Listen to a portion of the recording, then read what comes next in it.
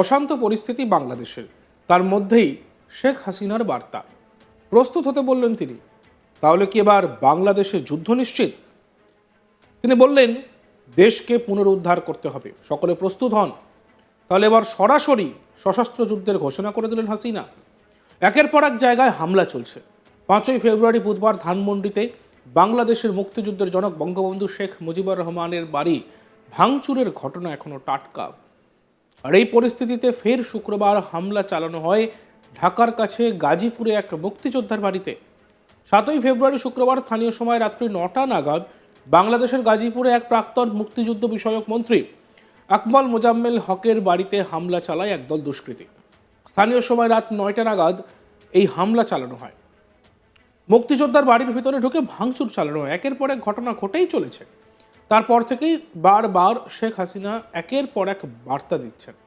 আর এবার তিনি প্রস্তুত হতে বললেন। তিনি বললেন প্রত্যেকে প্রস্তুত হয়ে যান, যার কাছে যা কিছু আছে তাই নিয়ে প্রস্তুত হয়ে প্রতিরোধ গড়ে তুলুন। এরা দেশের শত্রু, জাতির শত্রু, জনগণের শত্রু, গণশত্রু। এদের হাত থেকে দেশকে রক্ষা করার জন্য যার যা কিছু আছে তাই নিয়ে প্রস্তুত হয়ে যান। কি বার্তা দিয়েছেন দেশত্যাগী প্রধানমন্ত্রী শেখ হাসিনা, শুনব। প্রত্যেকে প্রস্তুত হয়ে যান এবং সবাই যে যার যা কিছু আছে তাই নিয়ে প্রতিরোধ গড়ে তোলেন। শত্রুর মোকাবেলা করতে হবে। এরা দেশের শত্রু, জাতির শত্রু, জনগণের শত্রু, গণশত্রু। এই গণশত্রুদের হাত থেকে দেশ রক্ষা করার জন্য যার যা কিছু আছে তাই নিয়ে প্রস্তুত হয়ে আপনারা নামেন। এসে গেছে রুখে দাঁড়াবার সময়, এসে গেছে প্রতিরোধ করবার। জনগণ আমাদের সাথে আছে। জনগণকে সাথে নিয়ে এই দুর্বৃত্তদের বিরুদ্ধে রুখে দাঁড়ান, এটাই আমার নির্দেশ। প্রত্যেকে প্রস্তুত হয়ে যান এবং সবাই যে যার যা কিছু আছে তাই নিয়ে প্রতিরোধ গড়ে তোলেন। শত্রুর মোকাবেলা করতে হবে। এরা দেশের শত্রু, জাতির শত্রু, জনগণের শত্রু, গণশত্রু। এই গণশত্রুদের হাত থেকে দেশ রক্ষা করার জন্য যার যা কিছু আছে তাই নিয়ে প্রস্তুত হয়ে আপনারা নামেন, এটা আমার আহ্বান।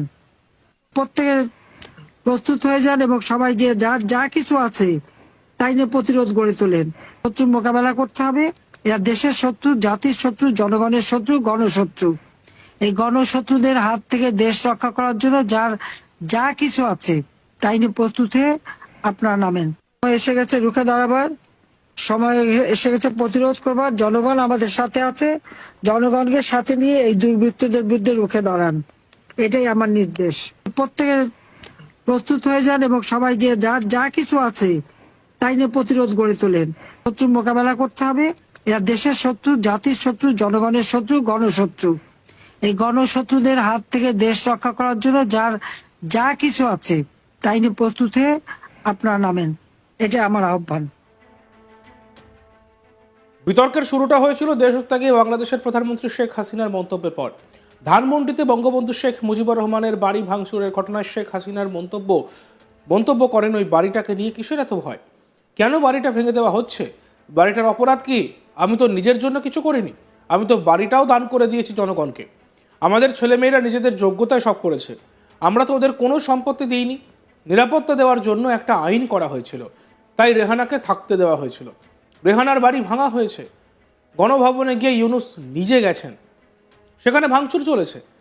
এদিকে হাসিনার এই মন্তব্যের পরই বাংলাদেশে অবস্থিত ভারতীয় রাষ্ট্রদূতকে ডেকে এ বিষয়ে সতর্ক করে দেয় সেদেশের পররাষ্ট্র মন্ত্রণালয়। বিষয়টিকে মোটেও ভালোভাবে নেয়নি ভারত। এ বিষয়ে ভারতের বিদেশ মন্ত্রকের মুখপাত্র রণধীর জয়সওয়াল প্রেস মিট করে জানান, দুই দেশের পারস্পরিক সম্পর্ক বজায় রাখতে চায় ভারত, সুসম্পর্ক বজায় রাখতে চায় ভারত। কিন্তু এটা খুবই দুর্ভাগ্যজনক যে বাংলাদেশের কিছু আধিকারিক ভারতের সম্পর্কে নেতিবাচক মন্তব্য করে চলেছেন। তার আগে শুক্রবার বিকেল 5টায় সাউথ ব্লকে তলব করা হয় বাংলাদেশের ভারপ্রাপ্ত হাই কমিশনার নুরুল ইসলামকে। তার সঙ্গে এ নিয়ে দীর্ঘক্ষণ কথা হয় বিদেশ মন্ত্রকের আধিকারিকদের। বাংলাদেশের প্রাক্তন প্রধানমন্ত্রী শেখ হাসিনার মন্তব্য নিয়ে বিদেশ মন্ত্রকের মুখপাত্র বলেন, শেখ হাসিনা যে মন্তব্য করেছেন সেটা তার ব্যক্তিগত বয়ান, ভারতের তাতে কোনো ভূমিকা নেই। ভারতের সঙ্গে তার সম্পর্ক টেনে এনে দুদেশের সম্পর্ককে কোনো সাহায্য করবে না। ভারত যেমন দুই দেশের সুসম্পর্ক বজায় রাখতে উদ্যোগী, তেমনই একই পদক্ষেপ বাংলাদেশও করবে বলে ভারত আশা করে। পরে এ নিয়ে একটি বিবৃতিও জারি করে ভারতের বিদেশ মন্ত্রক। সেখানে লেখা হয়, ভারতে বাংলাদেশের ভারপ্রাপ্ত হাই কমিশনার মোহাম্মদ নুরুল ইসলামকে 7ই ফেব্রুয়ারি 2025 বিকেলে 5টায় এমইএ সাউথ ব্লকে তলব করেছিল। এটি জানানো হয়েছে যে ভারত বাংলাদেশের সঙ্গে একটি ইতিবাচক, গঠনমূলক এবং পারস্পরিক উপকারী সম্পর্ক চায়, যা সাম্প্রতিক উচ্চ পর্যায়ের বৈঠকে বেশ কয়েকবার পুনর্ব্যক্ত করা হয়েছে। তবে এটা দুর্ভাগ্যজনক যে বাংলাদেশ কর্তৃপক্ষের নিয়মিত বিবৃতি ভারতকে নেতিবাচকভাবে তুলে ধরা হয়। অভ্যন্তরীণ শাসন সংক্রান্ত সমস্যার জন্য আমাদের দায়ী করা হয়। বাংলাদেশের এই বিবৃতিগুলো আসলে ক্রমাগত নেতিবাচকতার জন্য দায়ী। প্রাক্তন প্রধানমন্ত্রী শেখ হাসিনাকে দায়ী করা তার মন্তব্য তার ব্যক্তিগত, যাতে ভারতের কোনো ভূমিকা নেই। এটিকে ভারত সরকারের অবস্থানের সঙ্গে মিলিত করা দ্বিপাক্ষিক সম্পর্কের ইতিবাচকতা যোগ করতে সাহায্য করবে না। যদিও ভারত সরকার একটি পারস্পরিক কল্যাণকর সম্পর্কের জন্য প্রচেষ্টা চালাবে, আমরা আশা করি যে বাংলাদেশ পরিবেশকে খারাপ না করে একইভাবে তার প্রতিদান দেবে। প্রসঙ্গত, ধানমন্ডিতে শেখ মুজিবের বাড়ি ভাঙা নিয়ে শেখ হাসিনা মন্তব্য করেন, ওই বাড়িটাকে নিয়ে কিসের এত ভয়? কেন বাড়িটা ভেঙে দেওয়া হচ্ছে? বাড়িটার অপরাধ কি? আমি তো নিজের জন্য কিছু করিনি, আমি তো বাড়িটাও দান করে গিয়েছি জনগণকে। আমাদের ছেলেমেয়েরা নিজেদের যোগ্যতায় সব কিছু করেছে, আমরা তো ওদের কোনো সম্পত্তি দিইনি। নিরাপত্তা দেওয়ার জন্য একটা আইন করা হয়েছিল, তাই রেহানাকে থাকতে দেওয়া হয়েছিল।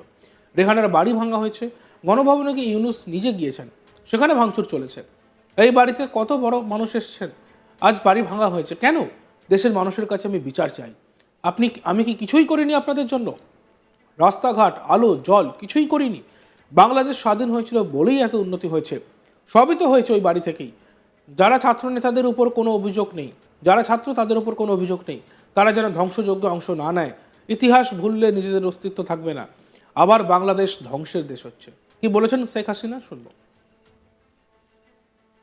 আজকে সেই বাড়িটা ভেঙে ফেলা হচ্ছে কেন?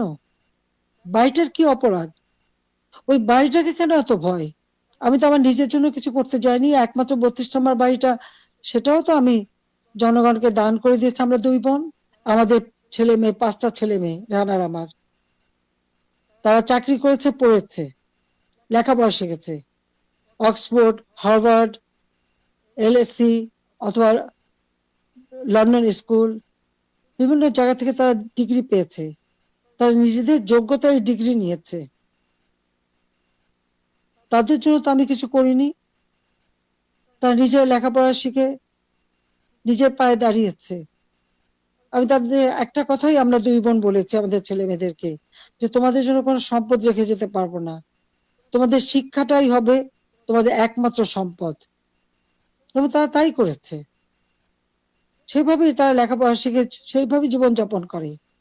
আমি তো আমার নিজের জন্য কিছু করতে যাইনি। একমাত্র 32 নম্বর বাড়িটা, সেটাও তো আমি জনগণকে দান করে দিয়েছি। আমরা 2 বোন।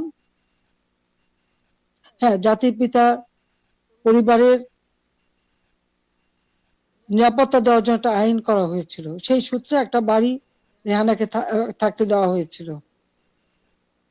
আর আমার স্বামী, তিনিও চাকরিজীবী। দেখতে থাকুন আজ তাক বাংলা। ভিডিওসগুলি ভালো লাগলে লাইক করবেন, কমেন্ট করবেন, শেয়ার করবেন। চ্যানেলটিকে সাবস্ক্রাইব করতে ভুলবেন না।